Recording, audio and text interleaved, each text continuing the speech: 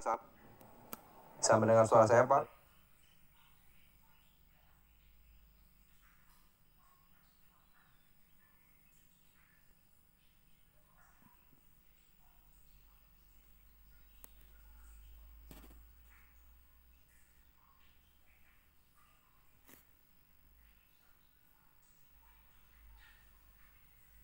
Saya screen saya.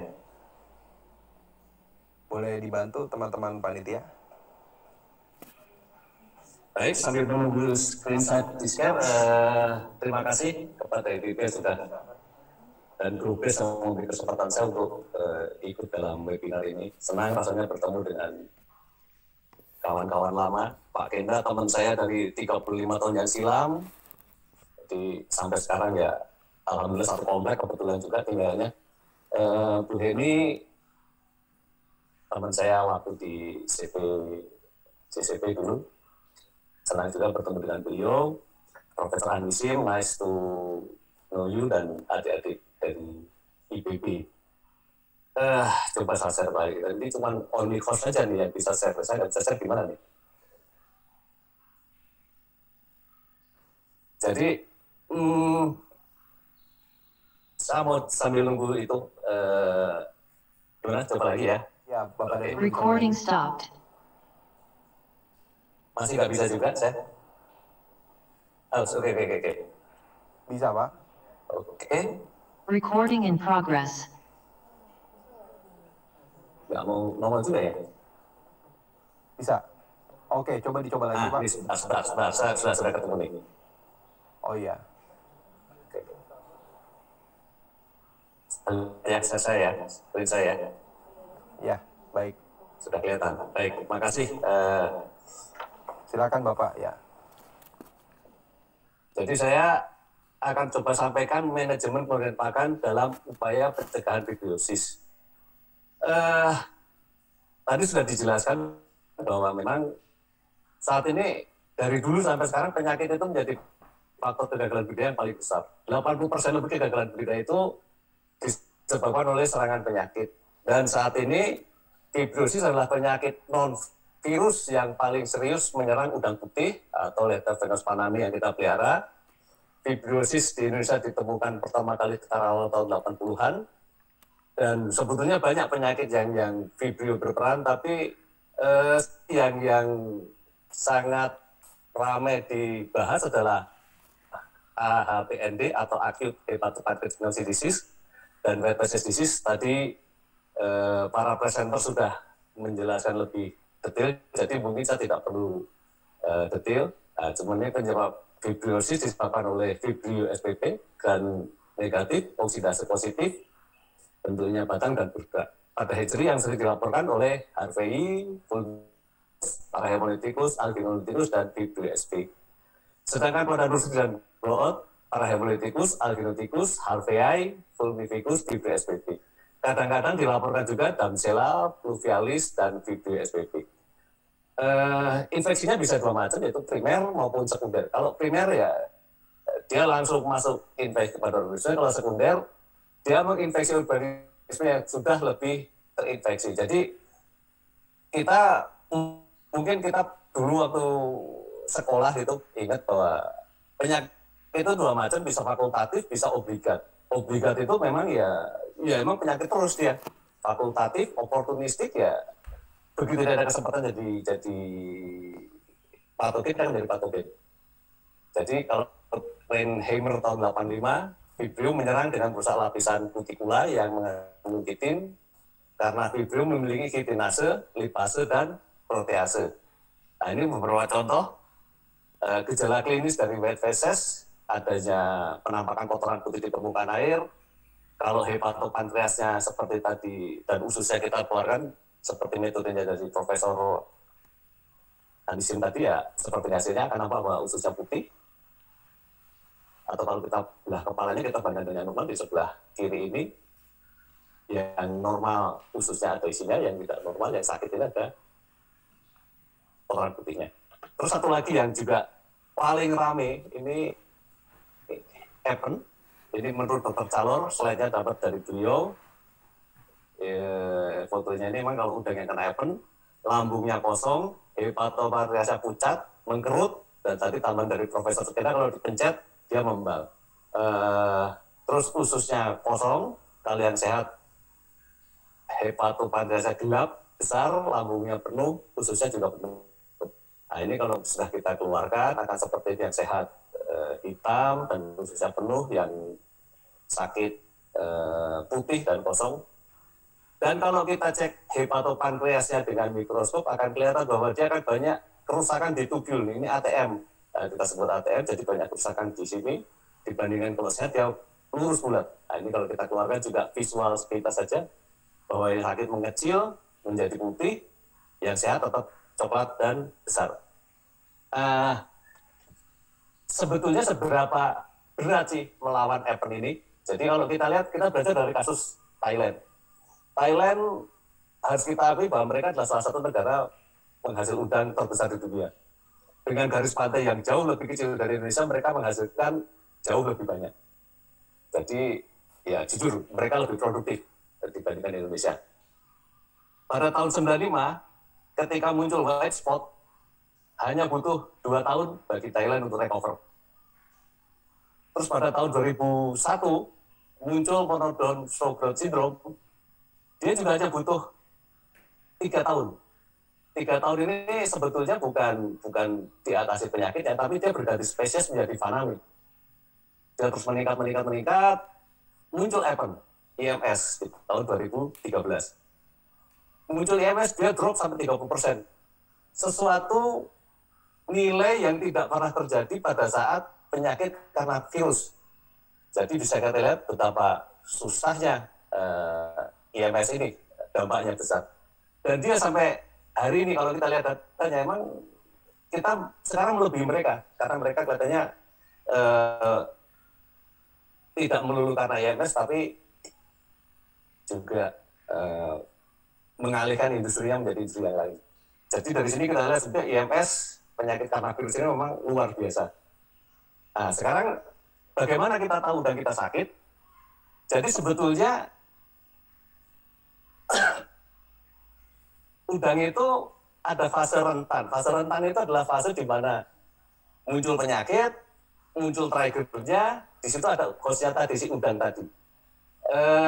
Fase rentan ini, kalau tadi dari slide-nya Bu Heni, kita lihat misalnya plankton drop, munculnya cyanophyta, jadi ada tanda-tanda lain yang sebetulnya tidak terlihat di udangnya. Terus nanti setelah fase rentan, muncul tanda subklinis. Tanda subklinis ini adalah penyakit, si bakteri sudah masuk ke dalam udang, tetapi belum cukup banyak, belum cukup kuat untuk membuat udang menjadi lemah dan memunculkan tanda-tandanya. Nah, yang terakhir kalau tadi yang slide saya sampaikan tentang white feces dan tentang Epen tadi, ada hepatonya memutih, sudah ada ususnya menjadi putih, sudah ada kotoran putih, itu adalah tanda klinis. Jadi kalau kita lihat sebetulnya, kalau ditambah kita sudah muncul tanda klinis, itu kita sudah banyak, sudah sangat terlambat untuk mengatasi penyakit kita. Karena dia hanyalah puncak gunung es yang muncul sedikit, sebetulnya yang infeksi lebih banyak itu tersembunyi kita nggak tahu. Jadi teknisi di lapangan, para praktisi di lapangan diharapkan memahami betul gejala-gejala itu, karena hampir semua penyakit memiliki tanda subklinis atau fase rentan ini.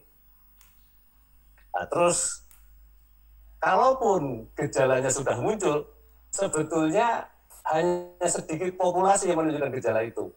Misalnya infeksinya sebetulnya 50%, tapi yang kita bisa lihat mungkin hanya 5-10%. Jadi harus berhati-hati.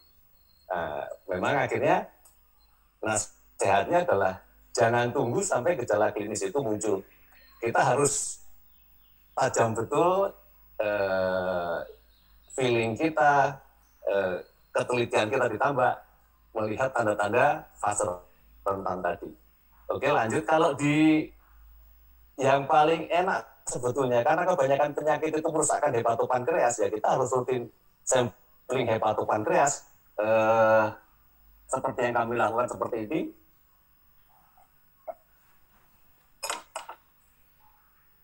Jadi rutin cek hepatopankreas misalnya masih utuh, tidak ada ATM, lipid dropletnya masih penuh atau sudah habis, atau sampai seperti ini sudah rusak itu. Jadi rutin itu nanti bisa melihat.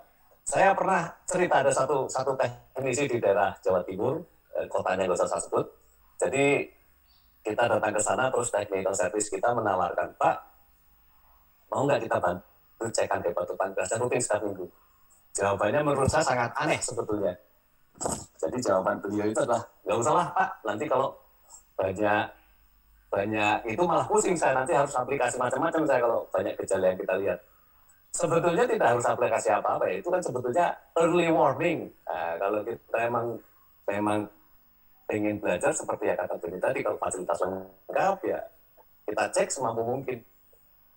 Kan nggak bagus juga kalau kita sering PCR gitu ya. Wah ini kan gejala yang muncul tadi itu, tanda klinis itu kadang harus dikonfirmasi lagi dengan PCR. Tapi kalau dikit-dikit PCR ya, masa PCR dikit-dikit gitu ya biayanya berapa kan gitu.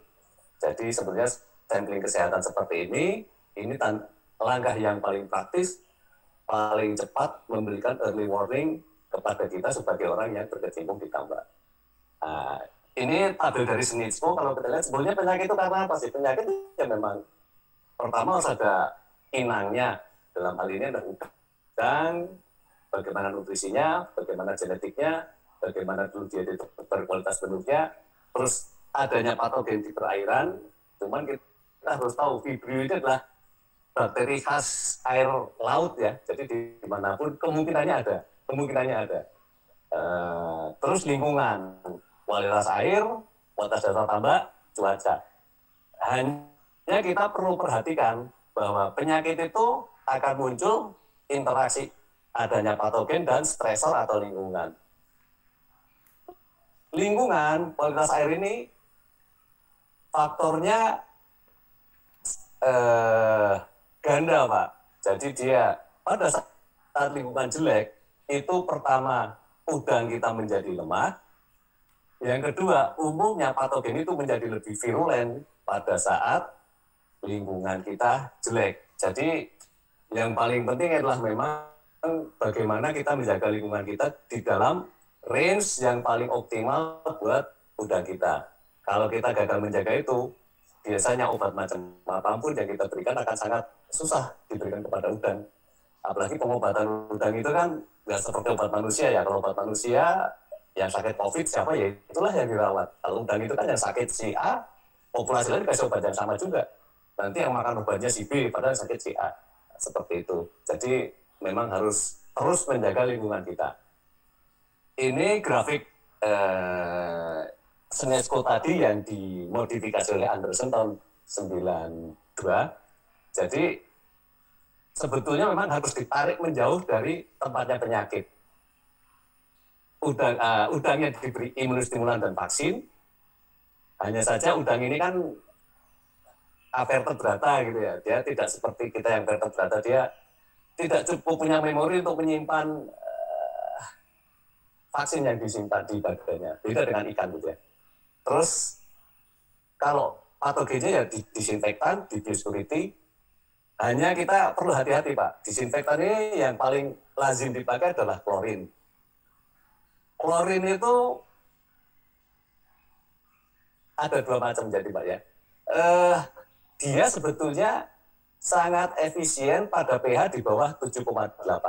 Di atas 7,8, efektivitas klorin itu menurun 1/100 kalinya. Terus yang kedua, klorin ini oksidator kuat. Jadi semakin dikicil semakin cepat hilang, semakin banyak matahari semakin cepat hilang. Jadi kalau aplikasi klorin, tolong diperhatikan waktu efektifnya pada saat pH yang paling rendah, pada saat sinar matahari tidak paling kuat. Saya banyak kejadian juga, tanya-tanya gitu. Bapak kalau klorin jam berapa Pak? Ya sepenuhnya treatment pon Pak. Kadang jam 2 siang, kadang jam 5 sore, kadang pagi-pagi. Jadi sebetulnya banyak hal-hal yang seperti itu justru kita sendiri Pak yang merusakkan air kita. Banyak literatur menunjukkan bahwa kalau saat klorinasi itu semua plankton, semua bakteri itu mati.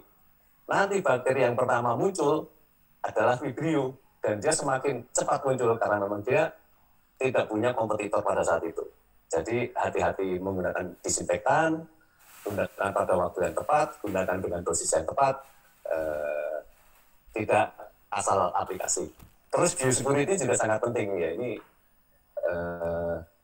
seperti disampaikan Bu ini, memang banyak tambak juga yang tidak menerapkan biosecurity. Sangat penting biosecurity untuk kita jaga, untuk mencegah si patogen masuk. Kalau lingkungannya ya quality control, apakah Bapak mau pakai sistem vlog, sistem plankton atau sistem apa, mana yang paling nyaman buat Bapak, mana yang paling Bapak sanggup lakukan. Yang penting adalah bahwa parameter kualitas air tambak yang Bapak pelihara itu selalu dalam lingkungan optimalnya.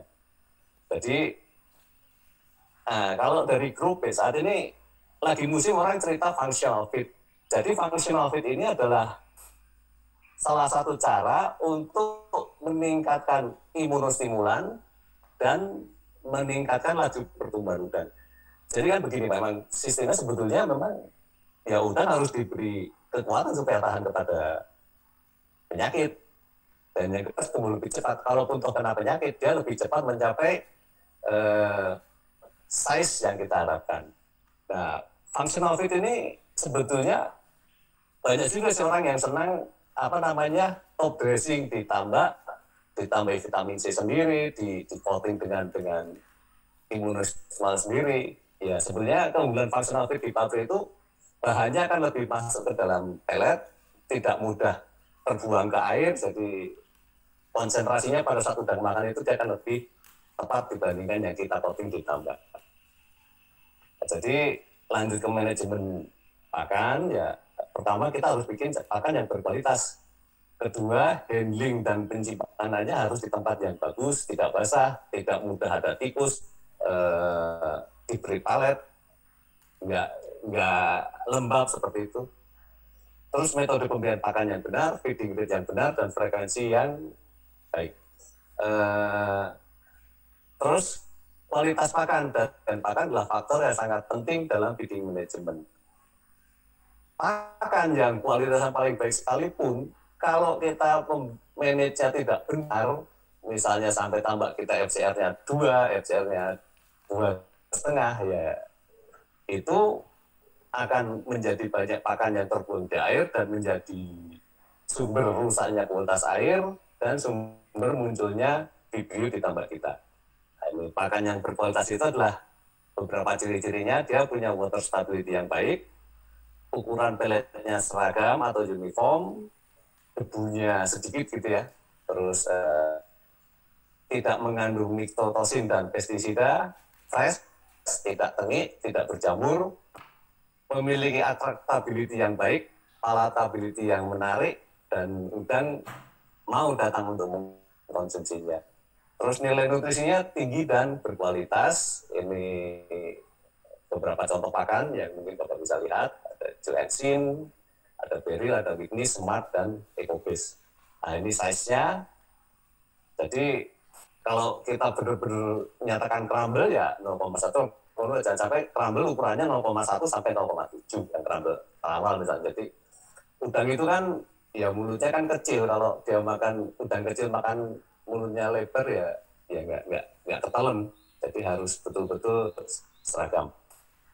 Terus sekarang ini tentang functional feed tadi. Functional feed emang ada, sebetulnya dia basic feed yang ada F di sana, kita sebut functional performance feed untuk kesehatan sehari-hari, untuk meningkatkan daya tahan tubuh dan untuk meningkatkan laju pertumbuhan.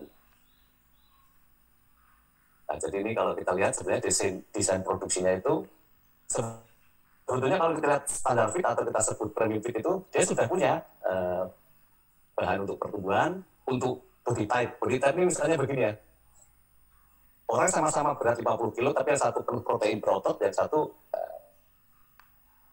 ya misalnya kalau kita cerita bodybuilding gitu ya, bodybuilding itu yang dinilai massa otot, definisi otot, sama simetris. Jadi tangan kanan sama tangan kiri ukurannya beda enggak. Massa otot itu besarnya otot, tapi besarnya otot orang yang obesitas sama besarnya otot orang yang bodybuilder lain.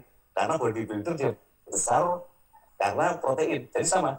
Jadi ini body type-nya besar dan kenyal, sudah ada sebetulnya. Terus digestion, kemampuan untuk dicerna, palatability,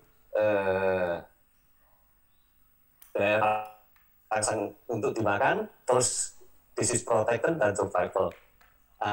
Functional fit ini ada coklat itu untuk pertumbuhan dan kalau ini contoh yang saya tahu ya di Growbase itu kalau coklat untuk pertumbuhan, yang putih untuk immune enhance. Jadi ada nilai tambah dibandingkan pakan-pakan yang standar tadi. Nah ini contohnya yang functional fit putih untuk melindungi dan mencegah udang terjangkit penyakit, menambah daya tahan tubuh udang. Terus ini functional coklat untuk merangsang pertumbuhan lebih cepat dan panennya lebih sehat.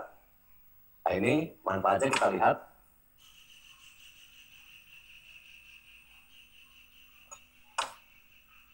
Ini dari R&D kita.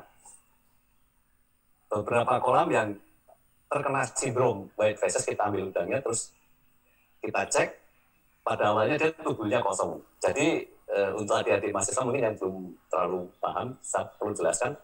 Lipid droplet ini menunjukkan tingkat kesehatan udang dan keinginan dia untuk makan gitu ya. Jadi ini di sini kita lihat kosong, terus diberi bisa penuh.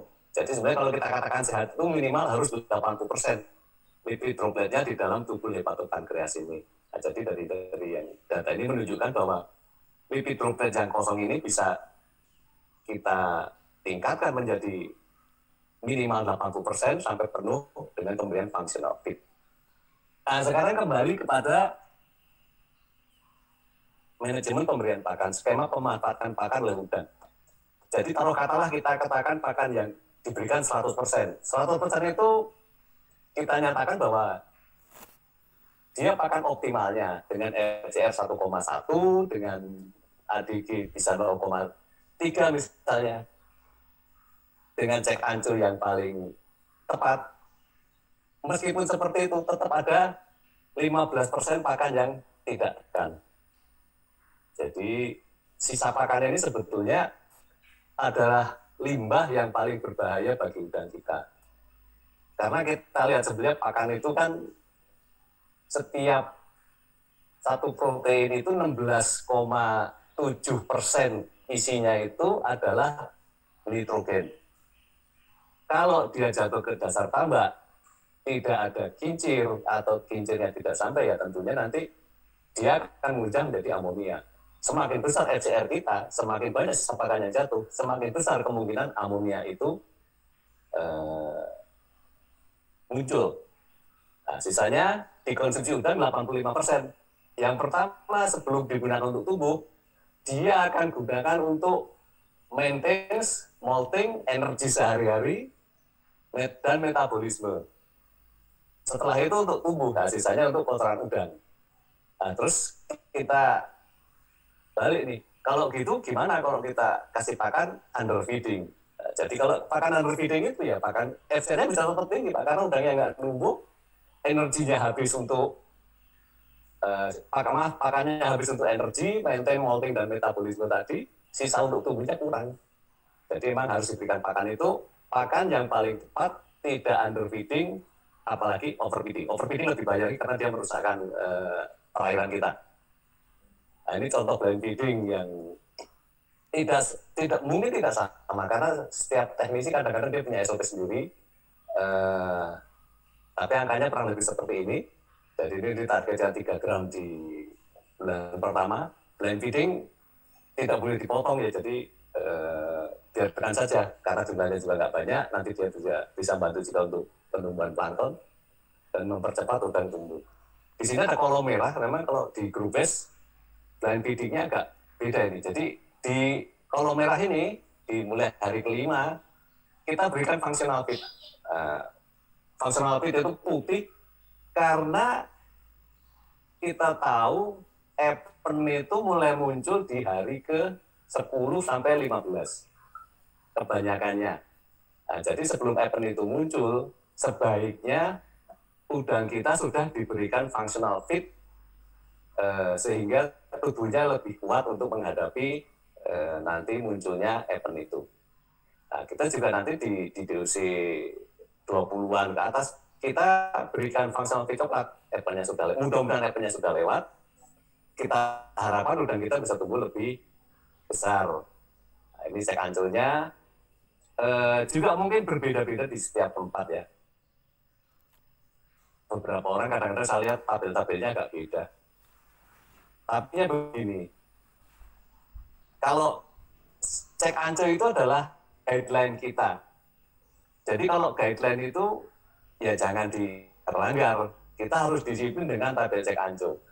Kadang-kadang di lapangan udang di umur 70 hari. Dia harus berikan pakan 2% per jam. Terus ternyata MBW-nya nggak dapat. Dia koreksinya adalah persen pakan diajarnya dia persen, waktunya diperpanjang 1,5%. Jadi yang aplikasi itu dia kepada tabelnya, bukan kepada tambaknya. Terus yang aplikasi itu ditambahnya kenapa nggak nunggu? Apakah emang udangnya memang yang secara genetik tidak tumbuh cepat ataukah kita ada yang lain-lain? Jadi sebetulnya kita mau tabel pakan dipanjangkan cek ancurnya, dikurangi persennya, itu kita seperti ngakali kita sendiri gitu. Kita membohongi kita sendiri. Oh, cek ancurnya habis berapa persen? Ya 1%, bukannya 2. Kalau 2 soalnya nggak habis, Pak. Wah, ini gimana ya? Kita punya guideline, punya SOP, punya tabel baku yang harus kita ikuti.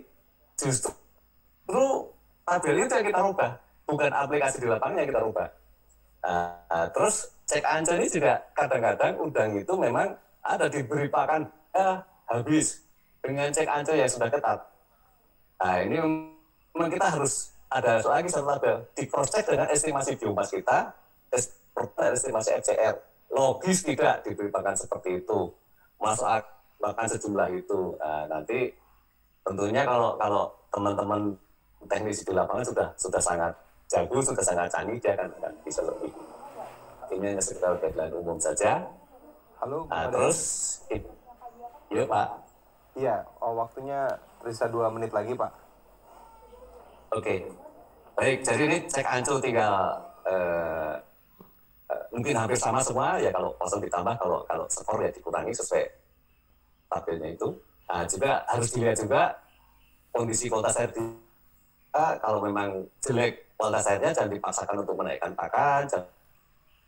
Hujan terus masa harus kasih pakan, udang lagi sehat-sehatnya dikasih pakan lah, berpetir siapa yang nanggung kan gitu. Sudah takut dengan petir, nggak makan juga nanti hujan terus itu. Jadi ya realistis saja dengan situasi yang ada.